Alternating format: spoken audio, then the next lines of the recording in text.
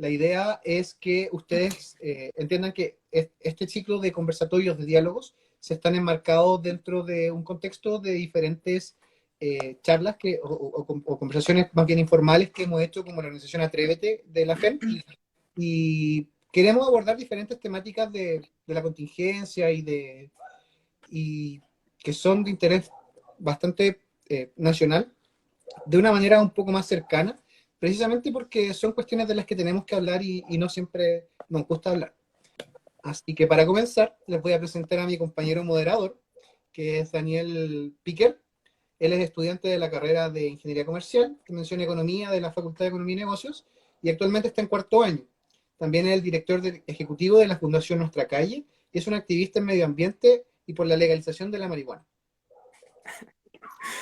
Eh, Muchas gracias, Alan, por esa presentación. Estoy muy contento de estar acá en esta conversación, poder tenerla contigo y con Verónica. Y para presentar a mi compañero y querido amigo Alan, que me está acompañando como moderador. Él también es estudiante de cuarto año de la carrera de Ingeniería Comercial, también menciona Economía.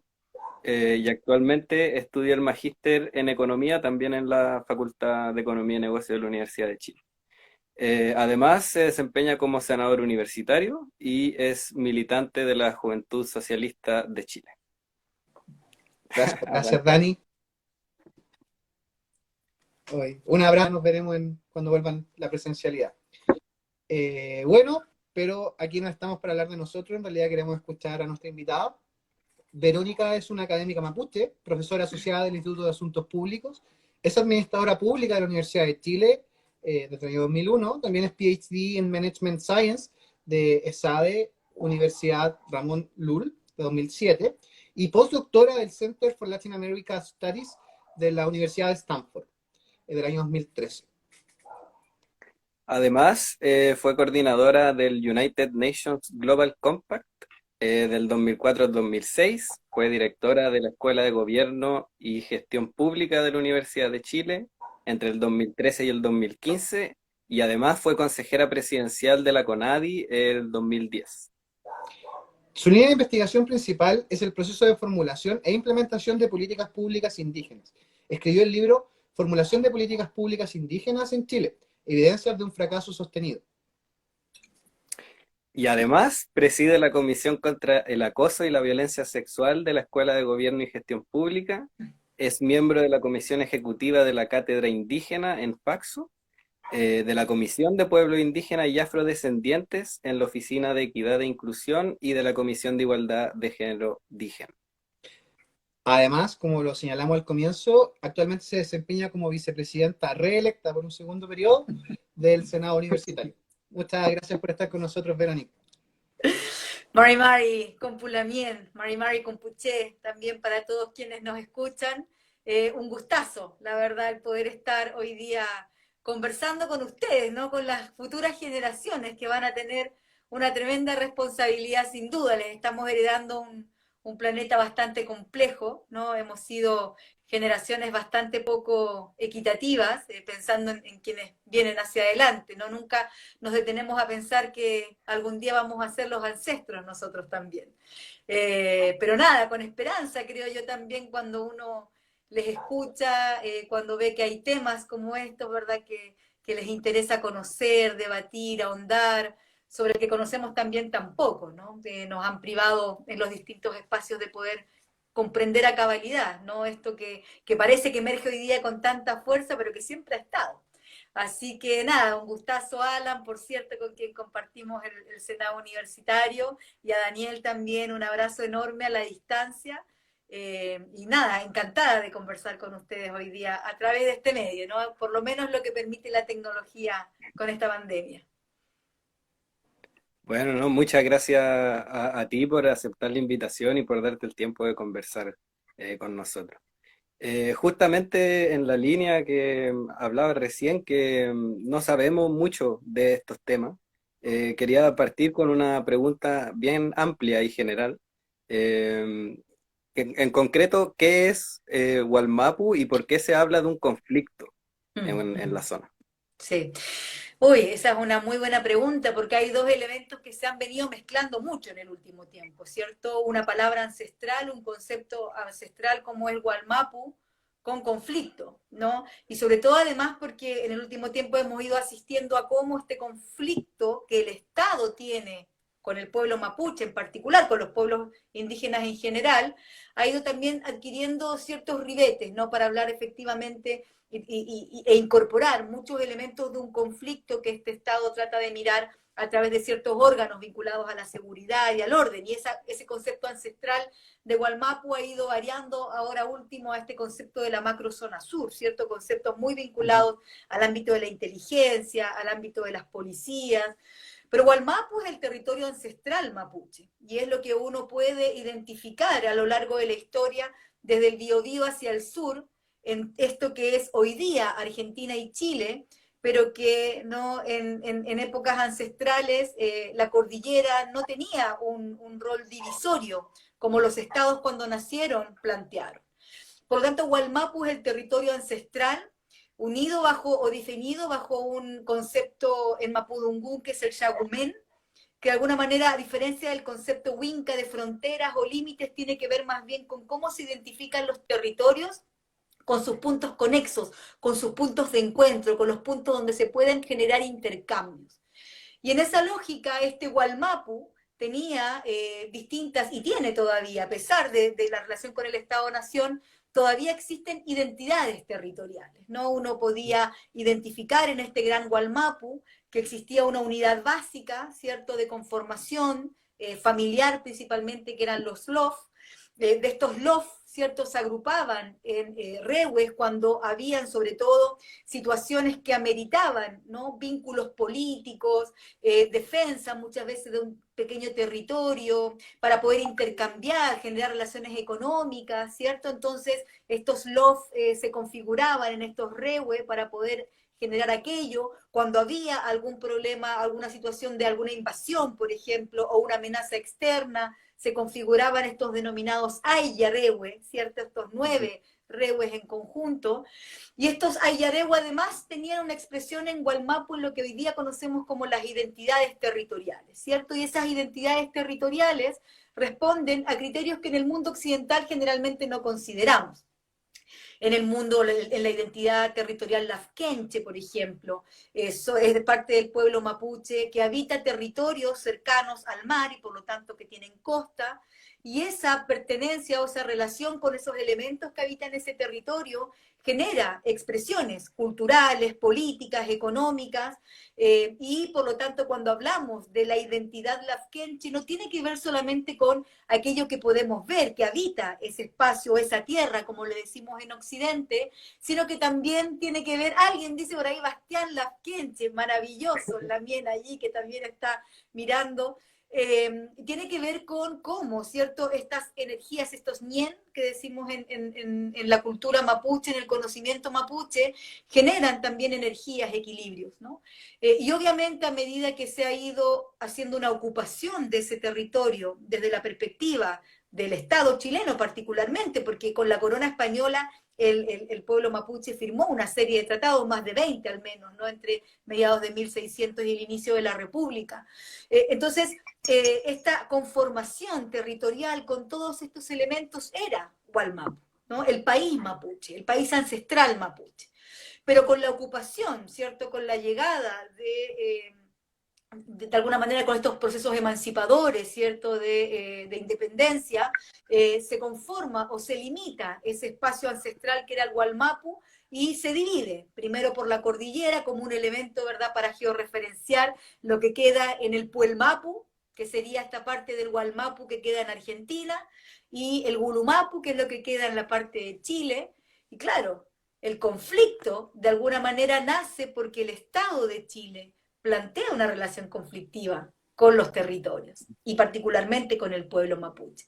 Entonces ahí hay un elemento bien interesante que varias y varios nosotros tratamos de plantear, que no hay un conflicto, este no es un conflicto del pueblo mapuche, este es un conflicto del Estado de Chile con el pueblo mapuche y sus distintas expresiones, y una de ellas tiene que ver con el territorio, ¿no? Y cómo el despojo territorial, del que podemos seguramente ir conversando, ha ido, ¿no? De alguna manera decantando en esto que tenemos hoy día, que es hablar de la militarización más bien, ¿no? Del territorio ancestral y de una relación, como decimos, ¿no? Muy asimétrica también con el Estado y basada principalmente en la violencia, que es una violencia que ya lleva décadas, ¿no? en este territorio. Ya no solamente siglos, sino que además incluso los gobiernos, ¿no? Y sobre todo también en las últimas décadas, han ido profundizando en esa relación de conflicto con el pueblo mapuche.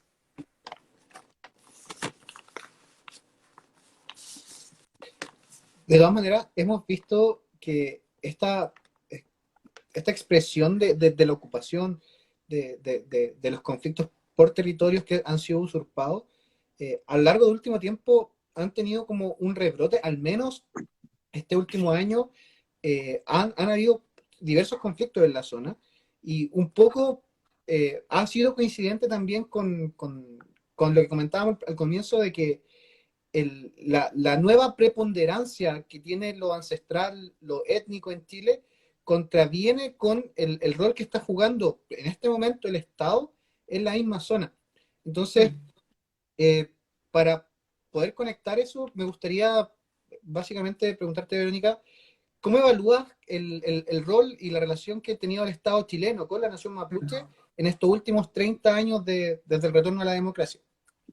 Sí, a ver, yo creo que gran parte, nosotros decíamos al inicio, ¿cierto?, de la conversación, se conoce poco, se entiende poco también muchas veces de por qué los pueblos indígenas estamos planteando una relación distinta con el Estado. Entonces dicen, bueno, pero ¿por qué debieran de tener derechos diferenciados o distintos? ¿Por qué debieran de tener un tratamiento particular? ¿Qué es lo que hace, ¿no?, que el Estado de Chile tenga que tener una relación particular con ustedes? Bueno, esa relación se sustenta en la preexistencia a la instalación de este Estado. Nosotros habitábamos ancestralmente este territorio.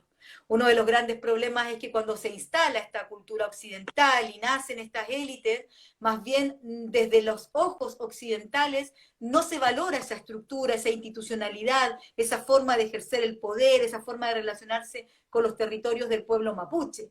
Y por lo tanto, más bien, lo que uno puede ver, de hecho, cuando uno ve la historia de Chile, es como una especie de momento en tensión al inicio de la República. Hay como un énfasis por una parte, ¿cierto?, romantizar lo indígena, lo mapuche, y el brío, ¿cierto?, y la resistencia que mostraron frente a la corona española, pero también rápidamente se produce un cambio en la línea editorial de ese mensaje, ¿no?, cuando se empieza a evidenciar que Gualmapu, Gulumapu en este caso, tenía muchas riquezas, ¿no?, y que por lo tanto ya no era esta relación que tenía el pueblo mapuche, sino que eran tierras a ser explotadas, había una riqueza, convertir de alguna manera ese territorio en el granero de Chile.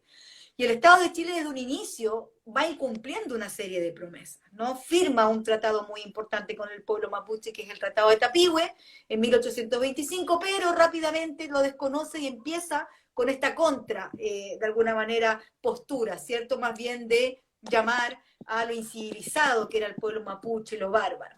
Y uno podría pensar, a propósito de lo que tú señalabas, Alan, claro, que en las últimas décadas eso debió de haber cambiado, esa posición y esa mirada. Y claro, cuando se produce el retorno a la democracia, vuelve de alguna manera a nacer una cierta esperanza de un cambio. Hay que recordar que además durante la dictadura se dictaron una serie de decretos que fueron no solamente en detrimento de las libertades y los derechos del pueblo mapuche, de los pueblos indígenas, sino que además una serie de leyes que incentivaron la ocupación del territorio ancestral mapuche, ¿no? Y sobre todo subsidiando la instalación de empresas forestales, y el monocultivo se convierte también en una forma, en un espacio de extractivismo que empobrece a la región, ¿no? Y cuando llega la democracia y se produce este gran acuerdo, el acuerdo de Nueva Imperial entre el pueblo mapuche y los pueblos indígenas, más de 300 líderes, ¿no?, confiando en el entonces candidato a la presidencia Patricio Elwin, se firma este gran acuerdo, este gran pacto, pero gran parte de los compromisos que allí se asumieron no se cumplieron. Uno de los que sí se cumplió medianamente fue crear una nueva institucionalidad, es decir, a través de la ley 19.253, que se promulgó en 1993, que fue una promesa de ese acuerdo. Se crea la institucionalidad que tenemos hoy día, pero sin avance en reconocimiento de derechos, ¿no? De derechos sustantivos. Más bien la ley sigue hablando de la existencia de etnias, una mirada muy rural, ¿no? Intentando que el tema indígena tenga una postura más bien acotada, regionalista, pero se sigue convirtiendo en un espacio o una problemática que está en la agenda a nivel nacional. Y claro, esa primera esperanza que surge con este pacto que se firma, y un apoyo explícito del mundo indígena a Patricio Aylwin, claro, a medida que van avanzando los gobiernos también se va produciendo toda esta desconfianza y esta contradicción muy agudizada en el gobierno de Eduardo Frei, con una inversión muy importante, sobre todo un llamado a una inversión privada, inversión pública, en infraestructura, en empresas hidroeléctricas, en territorio ancestral, las primeras pugnas, ¿cierto?, con el Estado, después del retorno a la democracia, con los primeros incumplimientos de palabra y de restitución de tierras, y por lo tanto las primeras manifestaciones de las comunidades, ¿cierto?, cortes de camino, empieza de alguna manera una vía no institucional a abrirse camino, y que podemos ver que con el gobierno de Ricardo Lagos, Michelle Bachelet 1, ¿cierto?, Piñera, para qué decir, 1 y 2, etcétera, nunca hubo un cambio sustantivo. Aun cuando el marco internacional de derechos ha avanzado de manera bien rápida en la década del 2000, Chile se quedó atrás. Chile, después del retorno a la democracia, suscribió el convenio 1C9 en el año 2008, suscribió la Declaración de Pueblos Indígenas de Naciones Unidas del 2007, pero muy simbólica. Nunca generó cambios, nueva institucionalidad, reconocimiento constitucional, avanzar en derechos lingüísticos, representación política. Entonces, claro, estos 30 años han sido más bien de agudizar una forma de relación, que fue la de mirar las demandas de los pueblos indígenas y pueblo mapuche más bien como un tema de seguridad interior del Estado, como un tema de mantener el orden, ¿no? Y por lo tanto eso supone mayor contingente policial, mayor inversión, ¿cierto?, en fin, en tecnología, en técnicas, ¿no?, de inteligencia, que pudieran controlar esos brotes de violencia, pero sin que hubiese una contrapartida de un diálogo genuino, ¿no?, de poner en la agenda, bueno, cuáles son estas demandas en el fondo, y perder el miedo a conversar esas demandas. Y claro, nos encuentra la Convención Constitucional con los pueblos indígenas estando fuera, y de repente, ¡pum!, ¿no?, en la agenda, ahí estamos en la Convención, y claro, todo se produce muy rápido, ¿no? Sí, bueno, se produce un cambio importante. Usted ha planteado que hay un antes y un después con el caso de Camilo Catrillanca, ¿no? Como en la conciencia social, en el debate público, se instala el tema con mucha fuerza, con el caso de Camilo Catrillanca, que es asesinado por el Comando Jungla, que además es como la cúspide de todo el proceso de militarización en la zona, de la militarización de la policía, lógica de enemigo interno, etcétera. Todo eso pese a que lamentablemente no es el primer mapuche asesinado por el Estado. De hecho, solamente pensando así rápidamente, está el caso de Matías Catrileo, está el caso de José Buenante, que justamente pasado mañana se cumplen 16 años de su desaparición forzada a manos de carabineros.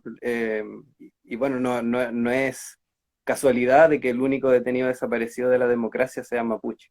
Entonces, perdón si me alargo un poco con la pregunta, pero creo que es importante tratar de transmitir. Exacto, siempre hay que contextualizar, Exacto. es muy importante.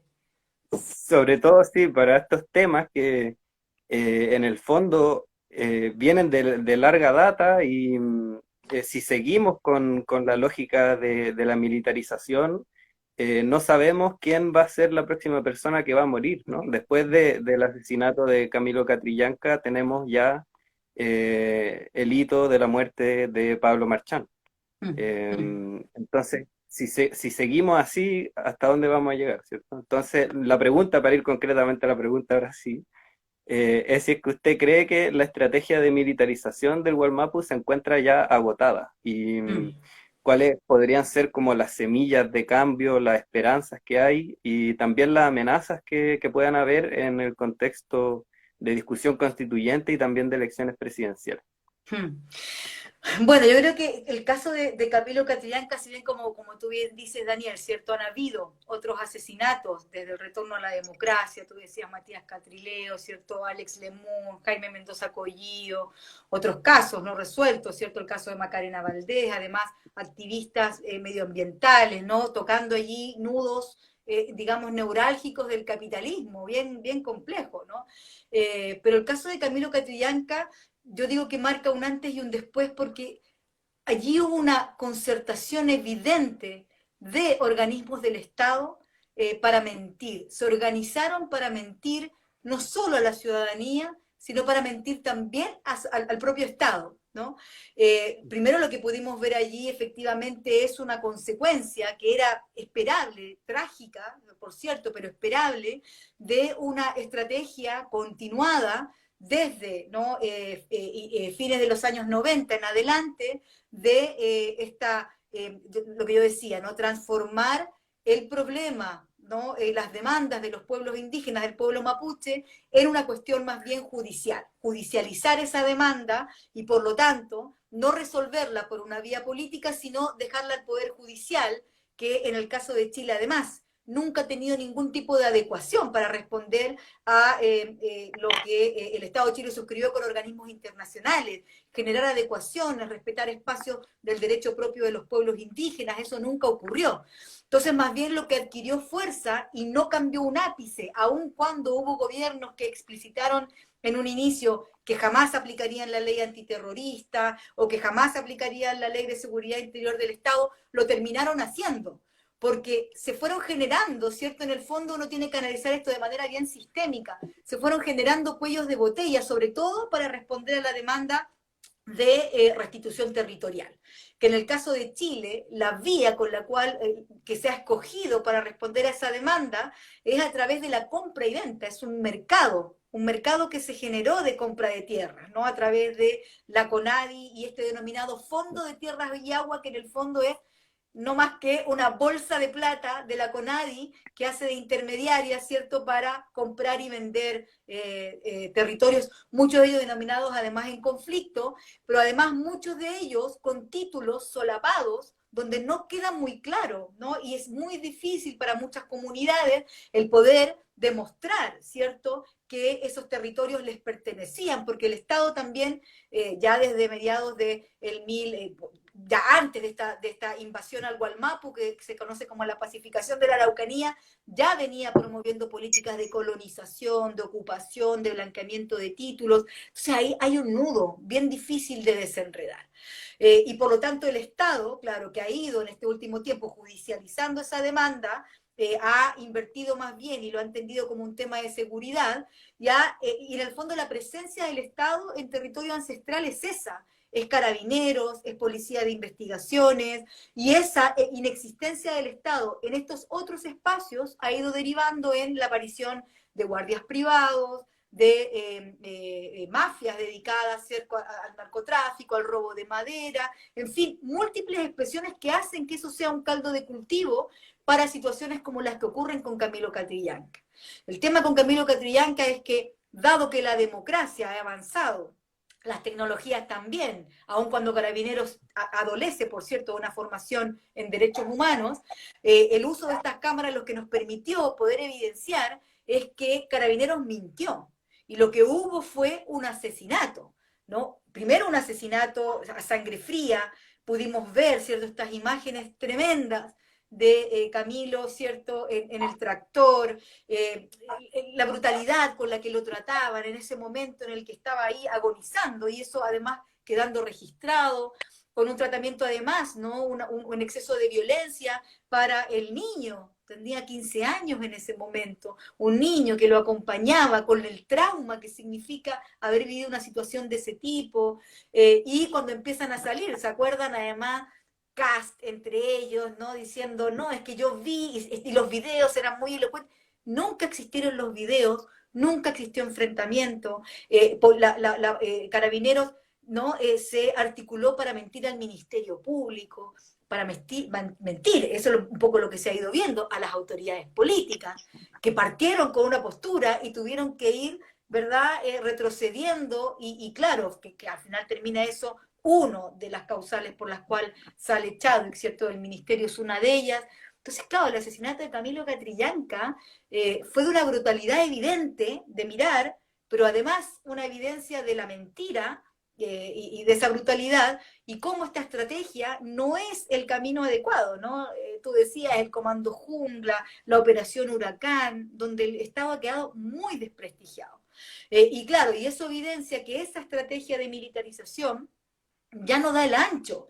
Al contrario, tú hablabas también, ¿no?, del Lamien Marchand, recientemente asesinado, porque además ocurre esto, hay procesos de organizaciones que están haciendo llamados a la recuperación territorial, con el uso de la fuerza, porque no confían en que el Estado lo va a hacer. Y lo hacen, obviamente, siempre han declarado que lo hacen dañando maquinaria, infraestructura, nunca personas, pero sí han ocurrido, ¿cierto?, estas muertes como la de Marchand. Y eso lo que nos demuestra es que no podemos seguir por esa vía. Hace unos días atrás yo presentaba en la Universidad Alberto Hurtado que hacen el anuario de derechos humanos, y uno de ellos es con foco en el Gualmapu, y el capítulo que yo escribía tenía que ver con lo que había sido el año de la pandemia, además, donde se aumentó el presupuesto de carabineros en la zona, donde sigue siendo la misma brutalidad, donde niñas y niños, su cotidianeidad son las tanquetas, son los allanamientos a las comunidades. Muchos de estos niños hoy día son adultos ya, líderes grandes, no reconocidos en sus comunidades, huaychafes, huerquenes. Entonces lo que estamos viendo es que más bien el Estado ha contribuido a separar, ¿no?, más que a unir.